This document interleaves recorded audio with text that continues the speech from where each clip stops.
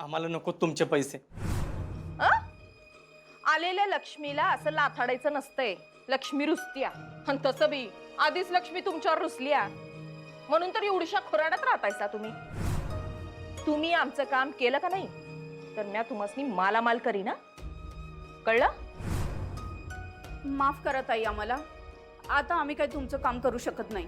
म्हणजे हेच की आम्हाला काय आता मास्तरनबाई विरुद्ध तक्रार बिक्रार करायची नाही.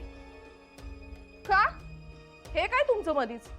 अच्छा, अजून पैसे पाहिजेत असं सांगायचं की बोलायचं की तसं देते की अजून पैसे. नाही नाही, पैसे बिशे नको आम्हाला.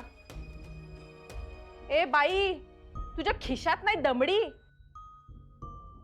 आणि काय उग मास धावतीस ग?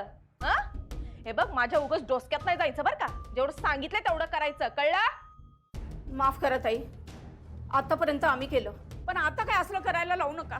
का? लई शानी झालीस काय ग तू?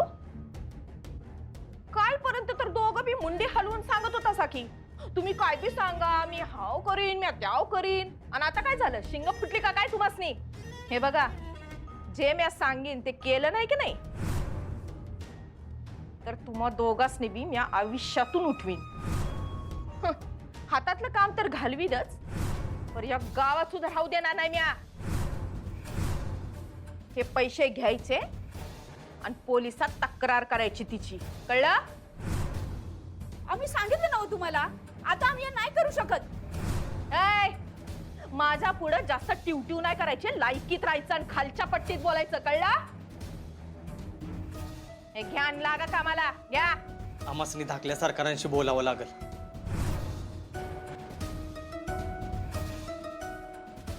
अधिपतींशी कशापायी बोलायला पाहिजे?